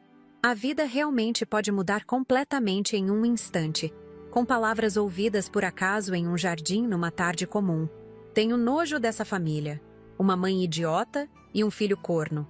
Essas palavras cruéis foram o início de uma jornada que nunca imaginei fazer aos 67 anos. De farmacêutica aposentada e viúva dedicada à família, transformei-me em investigadora, testemunha em tribunal e, finalmente, pilar de sustentação para uma família despedaçada pelas mentiras.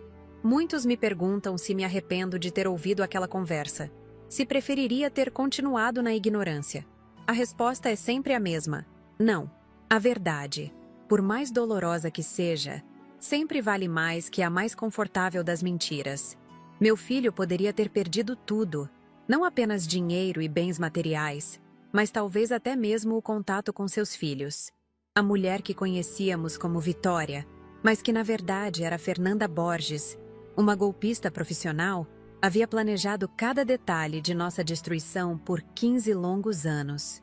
O que começou com uma investigação improvisada, eu, uma senhora idosa, espiando a própria nora, acabou se tornando um caso policial complexo, envolvendo múltiplas vítimas em vários estados, identidades falsas, contas bancárias no exterior e uma rede criminosa que transformava relacionamentos em contratos a serem cumpridos. A prisão de Fernanda trouxe justiça, mas não curou instantaneamente as feridas. Cada dia tem sido um processo de reconstrução. Cláudio, meu filho, aos poucos recupera a capacidade de confiar. Amanda e Roberto, meus netos, ainda processam o que significa ter sido criados por alguém que planejava abandoná-los. E eu, que pensei que meus anos de maiores desafios já haviam passado, descobri uma força interior que nem sabia possuir. Nossa mudança para Florianópolis simbolizou o recomeço que todos precisávamos. A construtora de Cláudio prospera em novo terreno. Amanda, agora com 17 anos, descobriu uma paixão pela fotografia, documentando nossa nova vida à beira-mar. Roberto, aos 13, finalmente voltou a sorrir com frequência, fazendo novos amigos na escola e se destacando no surf. Quanto a mim, encontrei paz em longas caminhadas pela praia ao amanhecer, observando as ondas e refletindo sobre os estranhos caminhos que a vida nos leva. Ainda temos momentos difíceis, claro. Noites em que o passado retorna em pesadelos. Dias em que uma lembrança aparentemente inocente desencadeia uma onda de dor. Datas especiais que agora carregam o peso da ausência e da traição. Mas enfrentamos juntos, como a verdadeira família que somos. Não aquela baseada em mentiras que pensávamos ser. Uma das lições mais valiosas que aprendi é que nunca devemos subestimar nossa capacidade de recomeçar. Não importa a idade. Aos 67 anos, quando muitos pensam apenas em descansar e observar a vida passar, fui chamada a lutar como nunca antes. E descobri que a idade traz não apenas limitações, mas também sabedoria, paciência e uma perspectiva que só os anos podem proporcionar. Outra lição foi sobre o verdadeiro significado de família. Não são os laços de sangue ou os papéis legais que definem quem realmente se importa conosco. É quem permanece ao nosso lado nos momentos mais sombrios. Quem nos ajuda a juntar os cacos quando tudo parece perdido. Minha amiga Cida, Josué o advogado que se tornou amigo, até mesmo Roberto o detetive, todos se tornaram parte de nossa família expandida, unidos por uma experiência extraordinária. Fernanda cumpre sua pena agora, e raramente falamos dela.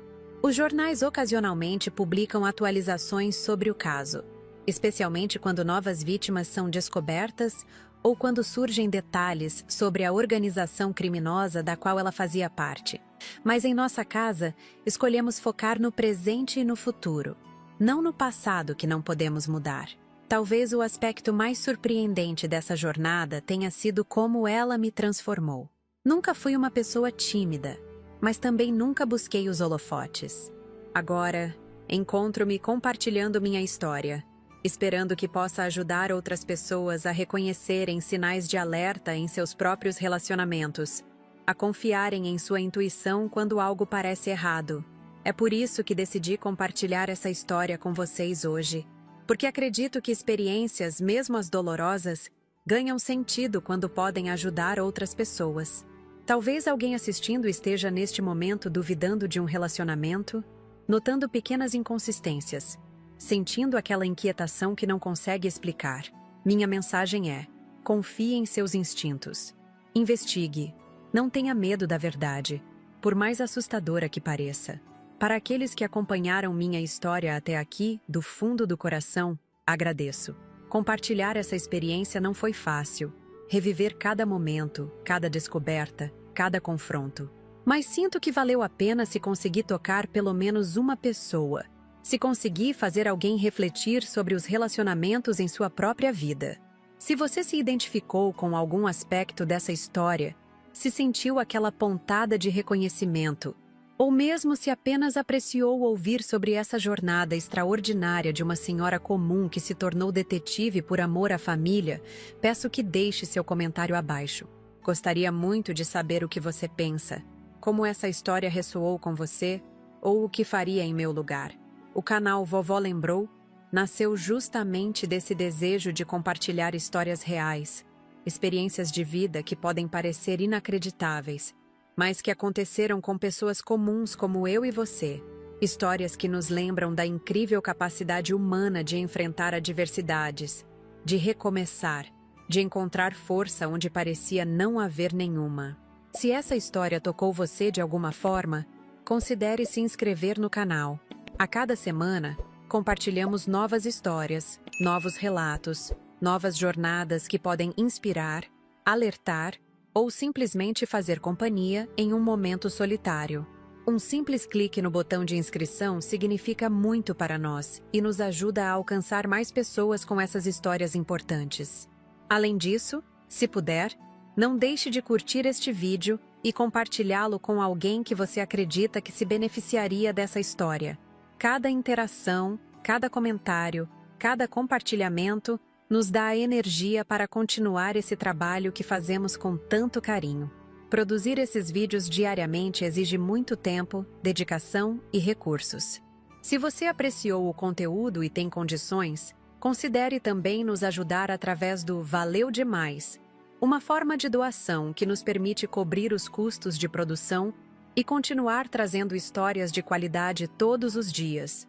Sua contribuição, por menor que seja, faz uma diferença enorme para a continuidade do canal. De minha nova vida em Florianópolis, onde o barulho das ondas embala noites agora tranquilas, agradeço a cada um de vocês por terem me ouvido. Por terem caminhado comigo através dessa jornada inesperada que começou com palavras cruéis ouvidas por acaso e terminou com uma família mais forte, mais verdadeira e mais unida do que nunca. Afinal, como descobri aos 67 anos, nunca é tarde para recomeçar. Nunca é tarde para lutar pelo que é certo. Nunca é tarde para descobrir uma força dentro de si que você nem sabia existir. E essa talvez seja a mensagem mais importante que posso deixar com vocês hoje. Obrigada por assistir. Espero ver vocês nos comentários e no próximo vídeo do canal Vovó Lembrou.